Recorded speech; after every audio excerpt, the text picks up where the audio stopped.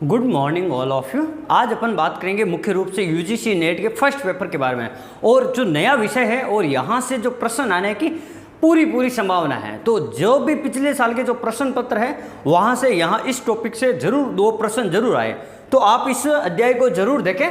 और ये जो अध्याय जो महत्वपूर्ण बिंदु है उन्हीं को मैं आपके सामने लेके आया हूँ, तो आप इस वीडियो को पूरा जरूर देखें और कमेंट करें हमारा आपको वीडियो कैसा लगा। तो देखो, सबसे पहले अपन बात करते हैं NEP यानी जो राष्ट्रीय न्यू एजुकेशन पॉलिसी यानी राष्ट्रीय शिक्षा नीति है। ये जो 2020 है, जो नई शिक्षा नीति है, अपन उस 2020 की नई शिक्षा नीति के बारे में अपन अध्ययन करेंगे।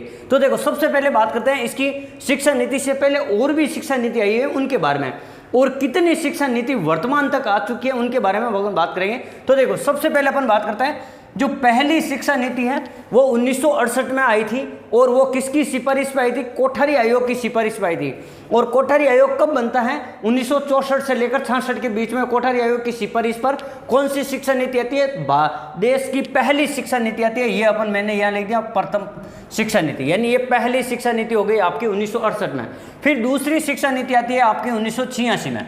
पहली 68, दूसरी 1986 में। और दूसरी कौन सी समिति या किस आयोग की सिफारिश पर आती है? राम मूर्ति आयोग की सिफारिश पर दूसरी समिति बनती है। फिर बात करते हैं 1986 के बाद में 2020 में जो न्यू पॉलिसी है वो तीसरी है। तो इसका संशोधन 2020 में कस्तूरी रंगन समिति के द्वारा हुआ था। कस्तूरी रंगन समिति के द्वारा तीसरी पॉलिसी, यानी अपन कह सकते हैं जो अभी नई पॉलिसी है, जो न्यू एजुकेशन पॉलिसी 2020 है, वो कस्तूरी रंगन समिति की सिफारिश पर बनाया गया। और ये भारत की देखो तीसरी, ये दूसरी हो गई आपकी और ये तीसरी हो गई आपकी एजुकेशन पॉलिसी। तो आपको ये ध्यान रखना है, वर्तमान में भारत में 3 एजुकेशन पॉलिसी बन चुकी है। और ध्यान रखना, इस जो ये तीसरी है कस्तूरी रंगन समिति, और ये देखो ये कौन से फॉर्मूले पर काम करते हैं? 5+3+3+4। तो इसका भी आपको पता होना चाहिए। कभी कभार आपको कथन में पूछ सकते हैं कि 5 वर्ष ये किसके लिए काम लिया गया था? 5 वर्ष। तो आपको ध्यान रखना, पहले जो 3 वर्ष है वहां पे आंगनवाड़ी या बालवाड़ी का प्रयोग किया गया। आंगनवाड़ी या बालवाड़ी में अपने बच्चे को भेजना है। फिर 2 साल में कक्षा पहली और कक्षा दूसरी, तो ये 3 और 2 5 साल हो गए। फिर बात करते हैं ये 3, जो 3 में क्या आएगा? दूसरी, तीसरी, चौथी और 5वीं क्लास। तो 3 साल किसके लिए? तीसरी, चौथी और 5वीं के लिए, ये 3 साल हो गए। और अगले 3 साल किसके लिए, किन कक्षाओं के लिए? तो 6ठी, 7वीं और 8वीं, इन 3 कक्षाओं के लिए ये 3 साल प्रयोग किया गया। फिर अपन बात करते हैं ये 4 साल। 4 साल का जो फॉर्मूला है वो 9वीं, 10वीं, 11वीं और 12वीं, इन कक्षाओं के लिए ये जो वर्ष दिया हुआ है, ये फॉर्मूला है, ये जो ये मॉडल है, ये लिया गया 5+3+3+4। ये फॉर्मूला है न्यू एजुकेशन पॉलिसी 2020 का। अब अपन बात करते हैं ये जो नई शिक्षा नीति है, जो टोटल अपन का जो बजट बनता है, उस बजट में से नई शिक्षा नीति के लिए 6% खर्च करने की बात कही गई है नई शिक्षा नीति में।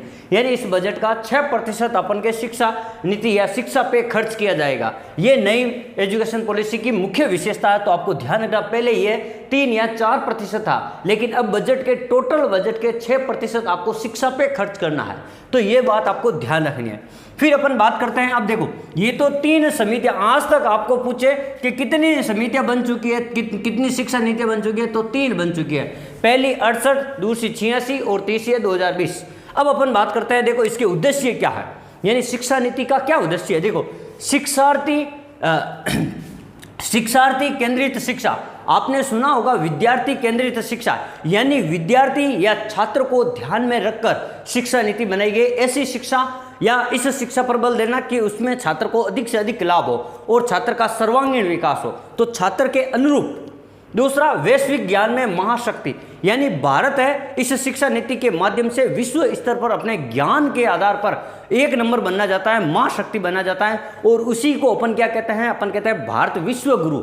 विश्व गुरु शब्द का प्रयोग किया गया इस शिक्षा नीति में। तो आपको ध्यान रखना, कभी भी शिक्षा नीति के बारे में पूछ लिया जाए तो विश्व गुरु, ये इस 2020 की देन है विश्व गुरु, और ये भारत को फिर से पुनः विश्व गुरु बनाने की योजना है 2020 शिक्षा नीति।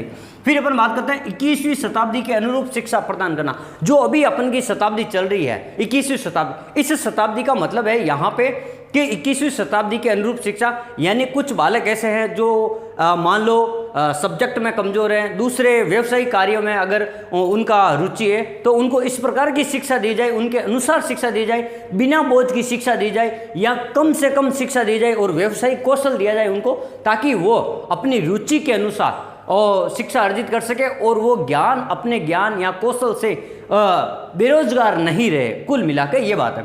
फिर अपन बात करते हैं प्रत्येक विद्यार्थी को रुचि के अनुसार शिक्षा दी जाए, तो ये मैंने दोनों बता दिए। अब अपन बात करते हैं मुख्य स्तंभ। आपको पूछा जाएगा कि नई शिक्षा नीति के कितने स्तंभ है, तो आपको ध्यान रखना 5 स्तंभ है। कितने स्तंभ है मुख्य? 5। पहले 3 स्तंभ थे और नई शिक्षा नीति में 2 स्तंभ को जोड़ दिया गया। देखो पहला स्तंभ दिया हुआ है शिक्षा का सार्वभौमिकरण है, यानी शिक्षा इस प्रकार की हो कि गरीब से गरीब व्यक्ति तक भी उसकी पहुंच हो। यानी शिक्षा का सार्वभौमिकरण करने का मतलब है गरीब व्यक्ति भी इस शिक्षा को प्राप्त कर सके, यानी अधिक महंगी भी नहीं हो या कुछ विद्यालय से दूर हो गरीबों की बस्ती से, तो वो शिक्षा नहीं प्राप्त कर सकते। कुछ ऐसी शर्तें हो, कुछ ऐसे डॉक्यूमेंट हो जो उनके पास नहीं हो, तो आप उनको शिक्षा से वंचित नहीं रख सकते। सबसे मुख्य कार्य यही है कि शिक्षा की पहुंच प्रत्येक व्यक्ति तक, प्रत्येक छात्र तक होनी चाहिए। तो इसका मतलब हो गया शिक्षा का सार्वभौमिक। फिर उच्च गुणवत्ता युक्त शिक्षा प्रदान करना, अच्छी क्वालिटी की शिक्षा देना।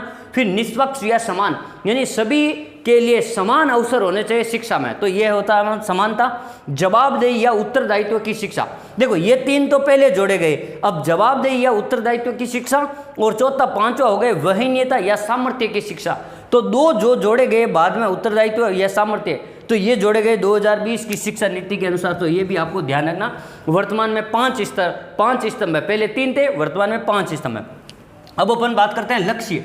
नई शिक्षा नीति के क्या लक्ष्य है, तो देखो 2020 तक 2025 तक पहला लक्ष्य क्या है? 2025 तक कक्षा 3 के विद्यार्थियों को साक्षर एवं संख्यात्मक ज्ञान होना चाहिए, यानी कक्षा 3 के प्रत्येक विद्यार्थी तक इस प्रकार की शिक्षा पहुंचा जाए, वो कम से कम अपना नाम लिखना और संख्यात्मक ज्ञान हो जाए, वो साक्षर हो जाए, अपना नाम लिखना सीख जाए, किताब पढ़ना सीख जाए और संख्यात्मक रूप से वो किसी भी प्रकार के जोड़ बाकी गुणा भाग कर सके। तो वो कक्षा 3 तक इसका लक्ष्य रखा गया है। और 2025 का एक और लक्ष्य है, तो ये भी आपको ध्यान रखना, 2025 तक व्यावसायिक शिक्षा पर अधिक से अधिक बल दिया जाए, व्यावसायिक शिक्षा का अधिक से अधिक प्रसार किया जाए। तो व्यावसायिक शिक्षा का लक्ष्य भी 2025 ही है। और कक्षा 3 के विद्यार्थियों को साक्षर और संख्यात्मक ज्ञान देना, यह भी आपका 2025 का लक्ष्य है। तो लक्ष्य आपको पक्का याद करना, 5-6 लक्ष्य ये पक्के याद करना। फिर देखो 2030 का मैं क्या लक्ष्य रखा गया कि स्कूली शिक्षा में 100% सकल नामांकन अनुपात होना चाहिए। स्कूली शिक्षा का मतलब है 1 से 12वीं तक जो शिक्षा है या जो विद्यालय है, उन विद्यालयों में जो सकल नामांकन अनुपात है वो कितना 100% होना चाहिए। तो ये 100% वाला कितने में लक्ष्य रखा गया? 30 में लक्ष्य रखा गया। और स्कूली शिक्षा में जबकि देखो उच्च शिक्षा 2035 में क्या रखा गया कि उच्च शिक्षा में सकल नामांकन जो अनुपात है वो 50% रखा गया, यानी कॉलेज लेवल पे जो बीए है, बीएड है, स्नातक है, ये इनमें क्या रखा गया कि 2035 तक उच्च शिक्षा में सकल नामांकन अनुपात कितना होना चाहिए? कम से कम 50% होना चाहिए। फिर देखो एक और है 2030 का लक्ष्य, शिक्षक की न्यूनतम योग्यता, न्यूनतम 4 वर्षीय बीएड होना जरूरी है। यानी कोई भी शिक्षक कहीं पर भी अगर पढ़ाएगा, चाहे सरकारी स्कूल हो चाहे निजी स्कूल हो, 2030 तक न्यूनतम उसकी क्या योग्यता होनी चाहिए? 4 वर्षीय बीएड का कोर्स क्या होना चाहिए? 4 वर्षीय बीएड की डिग्री प्राप्त होनी चाहिए। तो ये लक्ष्य रखा गया। एक लक्ष्य और है 2040 का, उच्च शिक्षण संस्थान को बहुविषयक बनाना, यानी कुछ शिक्षण जो भी उच्च शिक्षण संस्थान है उनको बहुविषयक शिक्षण संस्थान बनाना, ताकि कई सारे विषय होंगे तो अलग अलग स्टूडेंट अपनी रुचि के अनुसार उन विषयों को सेलेक्ट करेंगे और अपने जो भी पढ़ाई है आगे की उसको निरंतर जारी रखेंगे। फिर देखो इसके कुछ महत्वपूर्ण बिंदु है, इसके कुछ महत्वपूर्ण तथ्य है, तो ये भी आपको क्या करना है, याद रखना। देखो कौन कौन से तथ्य है महत्वपूर्ण। कम से कम कक्षा 5 तक मातृभाषा में शिक्षा देना, मातृभाषा में शिक्षा, ये भी आपको ध्यान रखना है। कम से कम कितना? कक्षा 5 तक मातृभाषा में शिक्षा देना। अगर वो आगे भी मातृभाषा में पढ़ना चाहता है तो उसे मातृभाषा में ही पढ़ाई करवानी चाहिए। तो ये लक्ष्य रखा गया कि कम से कम 5 वर्ष तक मातृभाषा में उसको शिक्षा देना। मातृभाषा में शिक्षा देने से क्या होगा, वो बच्चा क्या होगा, जल्दी अधिगम करेगा, जल्दी सीख जाएगा किसी भी चीज़ को। फिर देखो कक्षा 6 में व्यावसायिक शिक्षा, कक्षा 6 से क्या करनी है, व्यावसायिक शिक्षा शुरू कर देनी है, व्यावसायिक कौशल से संबंधित शिक्षा शुरू कर देनी है। और कंप्यूटर की जो शिक्षा है, कंप्यूटर को सिखाना, वो भी आपको कक्षा 6 तक करना होगा। फिर देखो शोध व प्रौद्योगिकी शिक्षा को बढ़ावा दिया गया। 2020 की जो शिक्षा नीति है इसमें क्या किया गया, शोध विषय और प्रौद्योगिकी यानी टेक्नोलॉजी, इन विषयों को भी क्या किया गया, इन विषयों को ज़्यादा अधिक जोर दिया गया, इनको बढ़ावा देने की बात की गई। फिर बहुभाषावाद को बढ़ावा देना, यानी अपन का जो देश है, भारत देश है, यहाँ पर कई सारी भाषाएं बोली जाती है, तो इन भाषाओं को, बहुभाषावाद को बढ़ावा देने का मतलब है अलग अलग राज्यों में अलग अलग भाषा बोली जाती है, तो कई तरह की भाषाओं में शिक्षा का प्रचार हो और शिक्षा कई भाषाओं में दी जानी चाहिए, चाहे पाली है, प्राकृत है, या अपन कह सकते हैं, तो इन तरह के बहुभाषावाद को बढ़ावा दिया गया। फिर 360 डिग्री संपूर्ण या सर्वांगीण विकास हो, तो बालक का या छात्र का या विद्यार्थी का 360 डिग्री का मतलब है पूरा, यानी संपूर्ण विकास हो जाए एक छात्र का, चाहे आर्थिक रूप से, सामाजिक रूप से, मानसिक रूप से या शारीरिक रूप से सर्वांगीण विकास हो। सर्वांगीण का मतलब सभी प्रकार का विकास हो, सभी प्रकार के पक्षों के ऊपर उसके जोर दिया जाए ताकि वो सभी प्रकार का उनका विकास हो सके। देखो एक दो चीज़ और है यहाँ पे मैं आपको बता देता हूँ, जैसे एक यहाँ पे उच्च नई शिक्षा नीति में एक बनाया गया उच्च शिक्षा मंत्रालय, यानी जैसे एक चीज़ तो मैं यहाँ बता देता हूँ, जो पहले ना आपका शिक्षा मंत्रालय था, उस शिक्षा मंत्रालय MHRD यानी मानव संसाधन मंत्रालय, उसका नाम रख के 2019 में इसका नाम रख दिया गया शिक्षा मंत्रालय। तो वर्तमान में अभी क्या नाम है मंत्रालय का नाम, शिक्षा मंत्रालय। फिर अपन बात करते हैं एक और, अपन बात की गई मेरू। मेरू क्या होता है, MERU, एक यहाँ पे शब्द दिया मिलेगा आपको मेरू, MERU। देखो मेरू का मतलब क्या होता है, यानी यहाँ पे बताया गया है कि विश्व स्तर पर IIT और IIM जैसे विश्वविद्यालय या उच्च शिक्षण संस्थानों के समकक्ष एक ऐसा बहुविषय का हायर एजुकेशन बनाया जाए, एक ऐसा विश्वविद्यालय बनाया जाए जहाँ पर कई प्रकार की शिक्षा दी जा सके, कई भाषाओं में शिक्षा दी जा सके, कई विषयों में शिक्षा।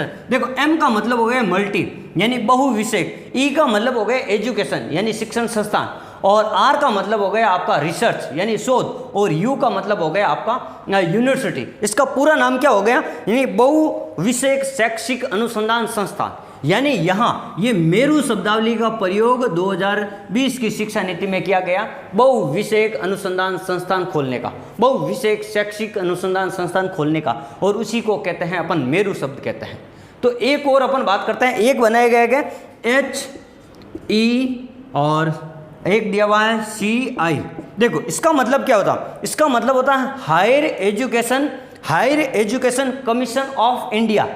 देखो HECI ये एक समिति बनाई गई, एक बहु शिक्षक आयोग यानी उच्च शिक्षण आयोग बनाया गया, निकाय बनाया गया। इसका मतलब क्या, देखो higher education commission of India, higher education commission of India, इसको अपन कह सकते हैं मुख्य रूप से भारतीय उच्च शिक्षण संस्थान।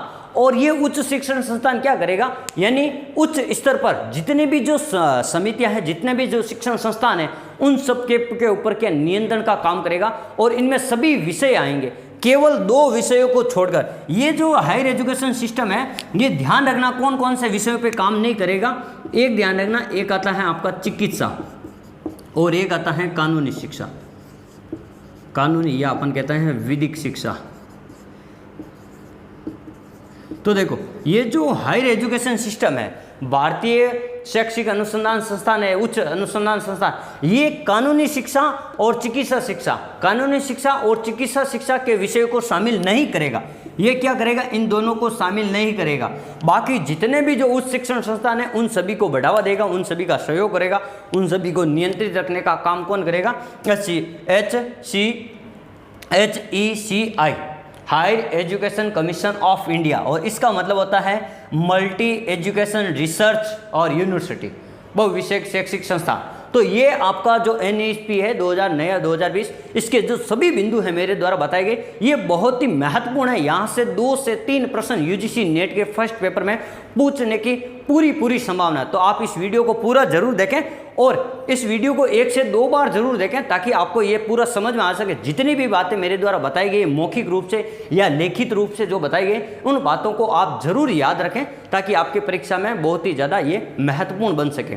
आप अपनी शिक्षा को, आप अपनी पढ़ाई को निरंतर जारी रखें, हंसते रहें, मुस्कुराते रहें। धन्यवाद।